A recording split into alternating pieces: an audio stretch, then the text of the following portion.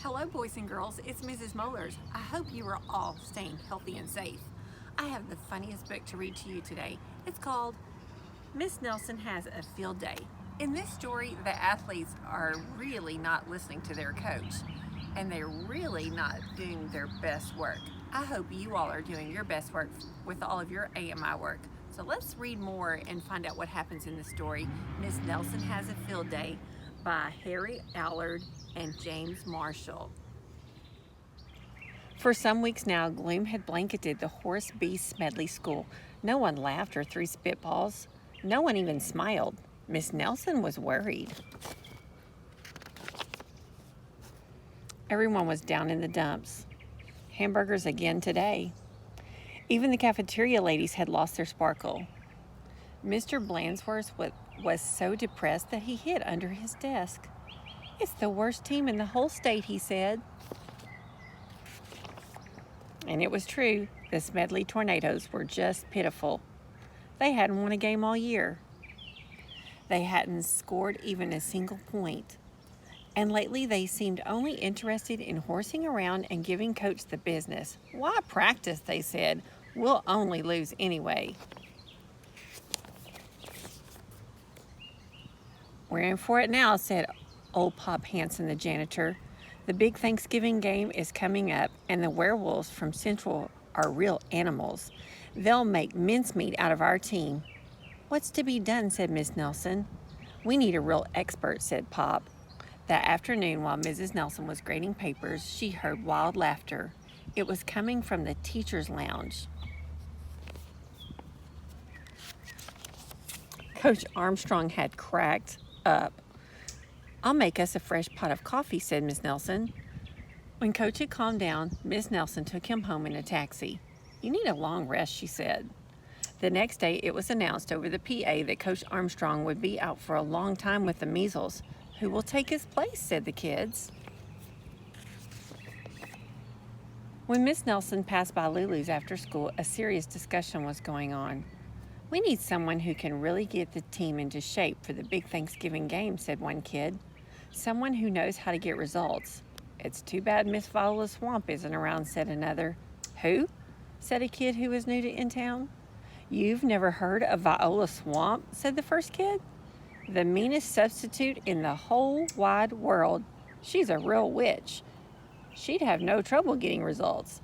Mr. Blansworth happened to overhear. He said.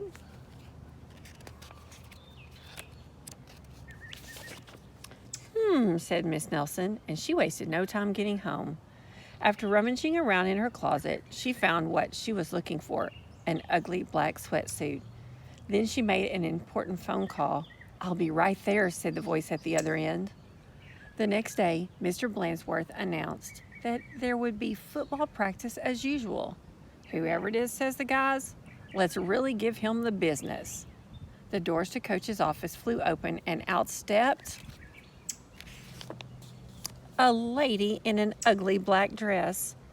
"My name is Viola Swamp," said the lady, "and I am here to get results." "It's Blansworth," cried the guys, and they laughed him off the field. "Oh, rats," said Blansworth. "How could they tell?" Just then, the guys heard the sound of squeaky tennis shoes. "I am Coach Swamp," said the lady in the black sweatsuit. "Holy smoke," cried the team. "The Swamp!" The team's fullback tried to pussyfoot away. "Not so fast, smarty," said Coach Swamp. "Wow," said one of the guys. "Did you see that tackle?" Coach Swamp was a real expert. She put the team to work right away.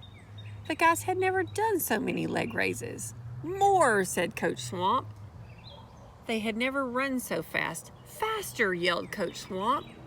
"This is murder," said the guys. "Pipe down," said Coach Swamp.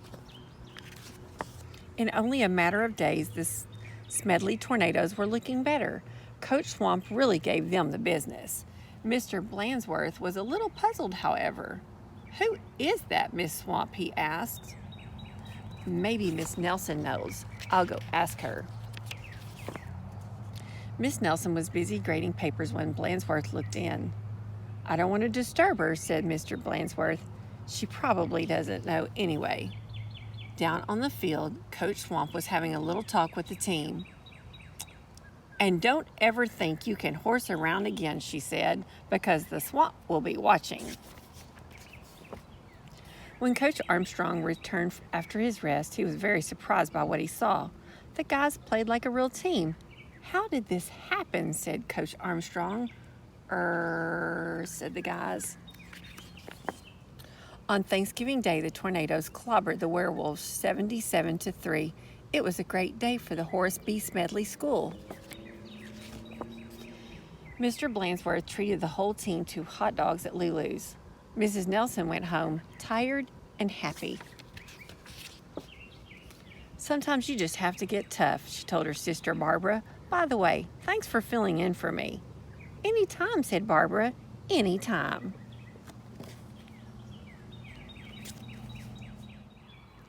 I hope you all enjoyed the book.